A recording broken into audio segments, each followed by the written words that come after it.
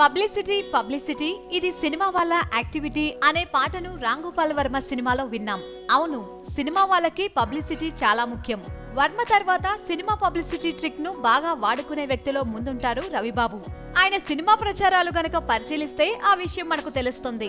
Recent గా ఆయన పందిపిల్ల పెట్టుకుని సినిమా తీస్తున్న విషయం తెలిసిందే. ఆ సినిమా పేరు అదిగో. ఆ పందిపిల్లతో ఆయన చాలా ఇంటర్వ్యూలకు అటెండ్ అయ్యాడు. రీసెంట్ గా ఆయన పందిపిల్లను తీసుకొని పబ్లిక్ లోకి వచ్చాడు. అది ఎక్కడా అనుకుంటున్నారా? ఏటీఎం దగ్గర. భారతదేశంలో చాలా మంది ఏటీఎంల దగ్గర పడిగాపులు కాస్తున్న సంగతి తెలిసిందే. పనిలో పనిగా తన అదిగో సినిమాకి పబ్లిసిటీగా ఉంటుందని పందితో దర్శనమిచ్చాడు రవిబాబు. ఈ సినిమా కోసం రవిబాబు ప్రత్యేకమైన సాఫ్ట్వేర్ ను రూపొందించి హాలీవుడ్ స్థాయిలో నిర్మించాలని ప్రయత్నం చేస్తున్నాడు. ఆ మధ్య సాంకేతిక కారణాల వల్ల 2 నెలలు షూటింగ్ వాయిదా పడింది.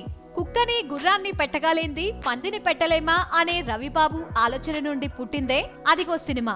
ప్రస్తుతం ఈ సినిమా పోస్ట్ ప్రొడక్షన్ పనిలో ఉంది. త్వరలో విడుదలకు సిద్ధమవుతుంది. కానీ రవిబాబు ఇలా పందితో శ్రీనగర్ ఏటీఎం కి రావటం సోషల్ మీడియాలో మంచి చర్చగా నడుస్తుంది.